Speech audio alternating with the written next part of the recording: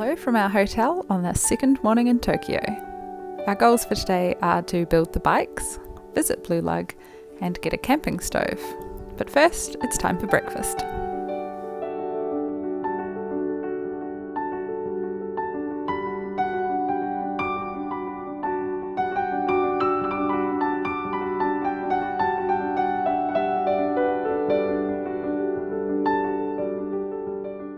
We have just had breakfast and now it's time to pack up our room because we're actually changing rooms for our third night. By the looks of it, it's a bit bigger of a room, but that won't matter because today we are taking these bikes downstairs and going to build them. So we'll have bikes to ride tomorrow.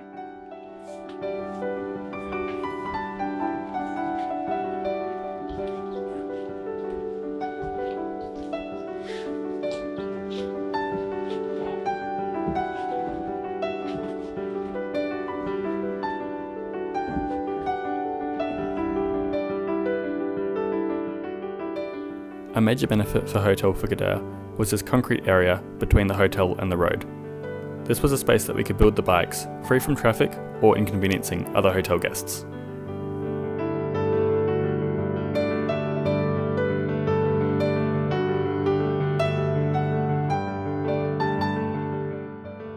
We transported the bikes in ground effect TARDIS bags. This is how we packed them, with cardboard around the outside to give it some structure.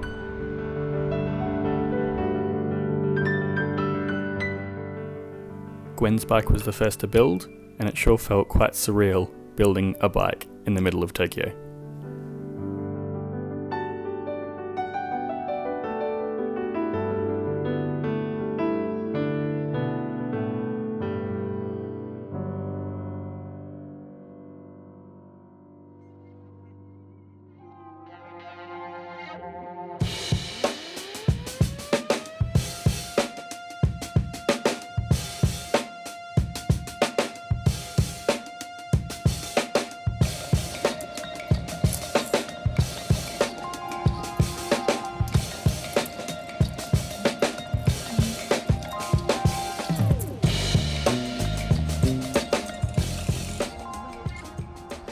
Perfect. After Gwen's bike was complete, it was on to mine.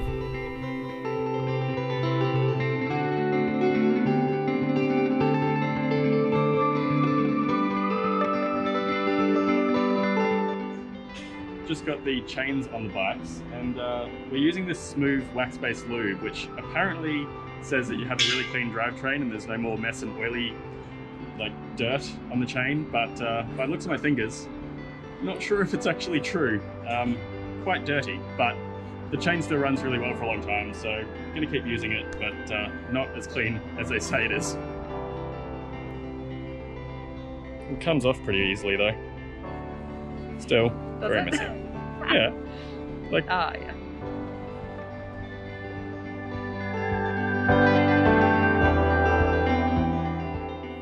Once both bike frames were built, it was time to put the racks on.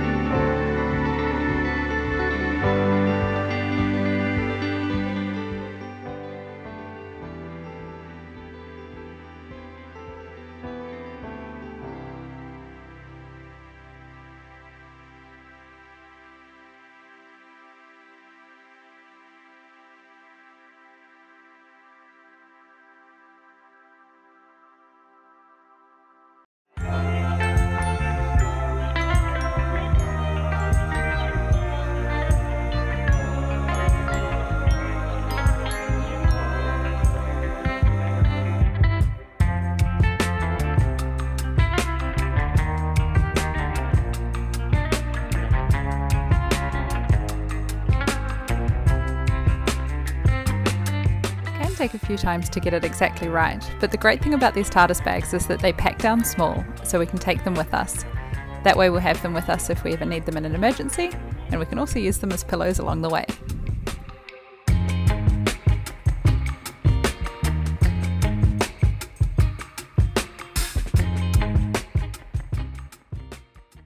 We just changed rooms and now we're off to Blue Lug, one of Tokyo's best bike shops.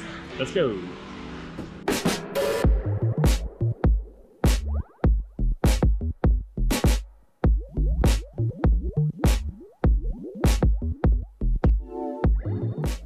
Blue Lug Bike Shop is all about fun and custom bike builds, focused on alternative cycling.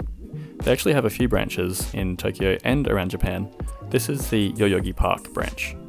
They have heaps of frames, bike parts, basically anything you could ever dream of to go on a bike. It's a bike lover's paradise.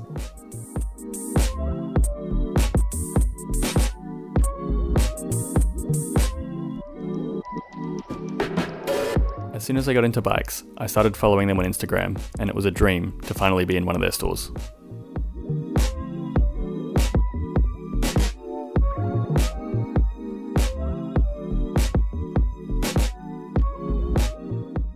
They make a lot of products in-house, including bags, and it's great to see patches like these made from offcuts.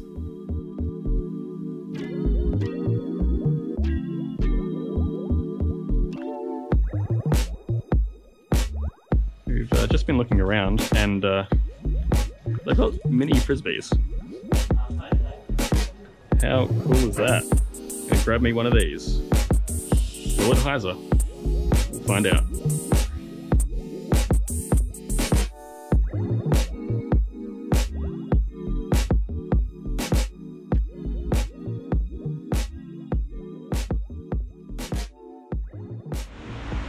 We just spent a good little while in Blue Lug. Such an awesome store. It was great to look around and see all the cool stuff. This is our little hoard.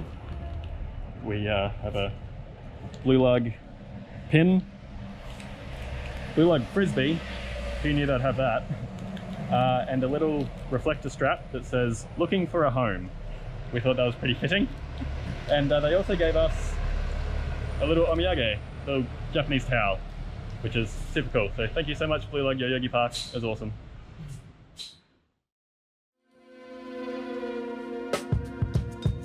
Right across the road, a cafe had this cute display of Shibuya history, showing local places, including this very street.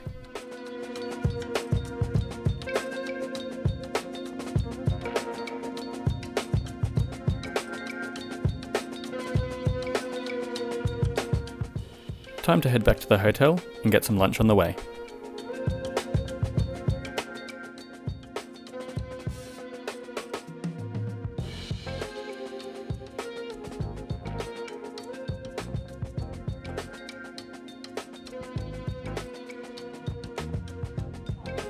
Is it just lamb? Yeah, it's gonna be like fish and chips and lamb and beef and all We may or may not get all the New Zealand classics.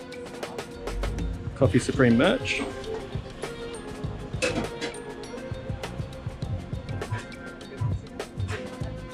Wonder if they've got any travel mugs.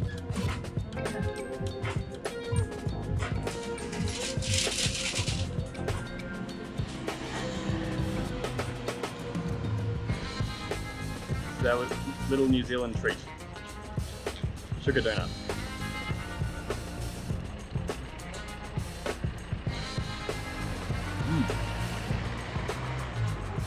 Tastes like home.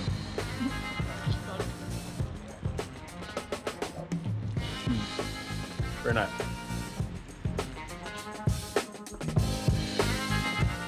In the end, we made it to Tonkatsu after all, at Tonkatsu Tsukiyama. After a short wait in line, the sign of a good restaurant, we enjoyed a hearty meal.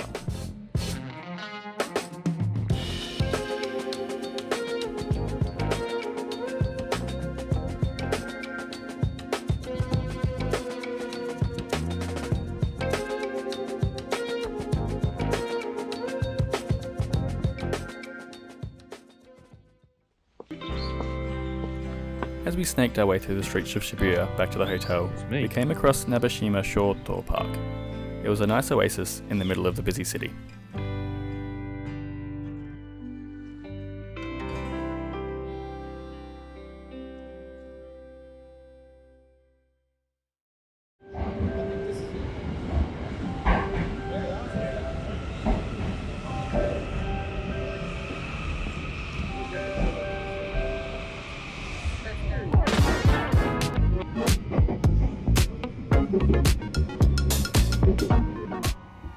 You rejoin us around 4 PM as we take the Chuo line to Tachikawa, incidentally our first train journey of our trip.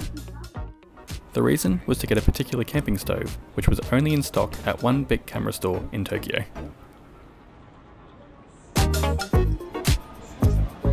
It was quite surreal to spend 40 minutes on a train, yet leave the station to find an area just as busy as Shibuya that we'd left.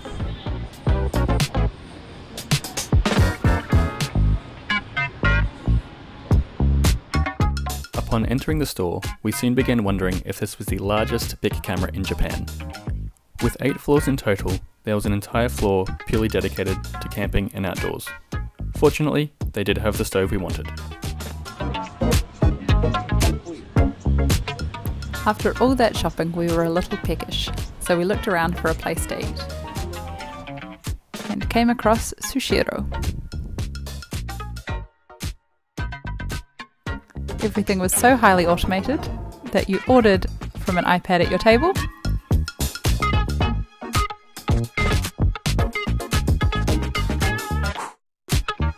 and it was delivered directly to you.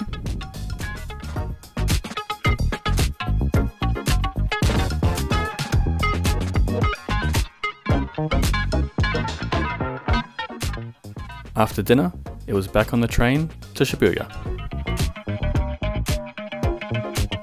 And whilst leaving the station, we took the opportunity to cross the Shibuya crossing at night. It's always surreal walking through the crowds with all the neon lights above you. That wraps up our final day here in Tokyo. It's time to get a good night's sleep for the ride ahead. If you've enjoyed watching, consider subscribing and like this video. See you tomorrow.